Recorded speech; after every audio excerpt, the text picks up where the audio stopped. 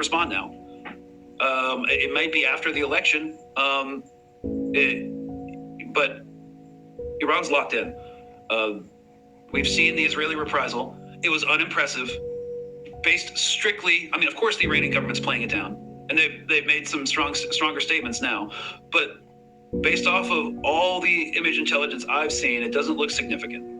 If it was significant, because they were hitting like secret bases out in the high desert, well, we're not going to see it. So just based off of that, they didn't hit Tehran.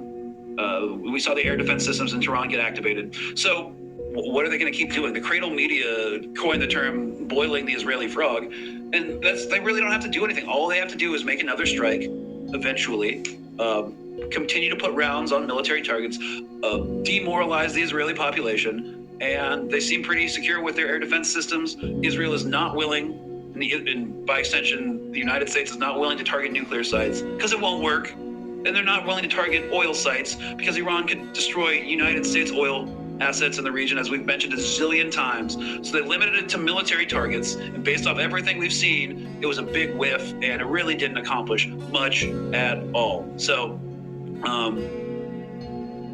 I think we're just going to keep seeing their security situation completely degrade, because there will be no ceasefire until there will be no ceasefire between Iran and Israel now until there's one in Gaza.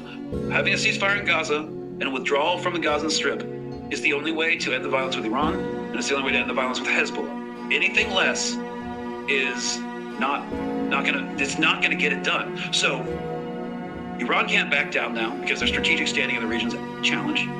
And then the West and Israel cannot back down, and they cannot be seen to have lost to Iran. So when, what was it, last week when I said like we're further away from a ceasefire than we've ever been, it kind of looks like that is unfortunately true. No one cares about getting a ceasefire before the election.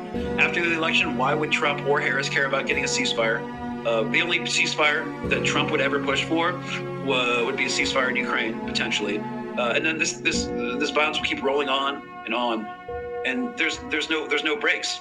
There is only one break.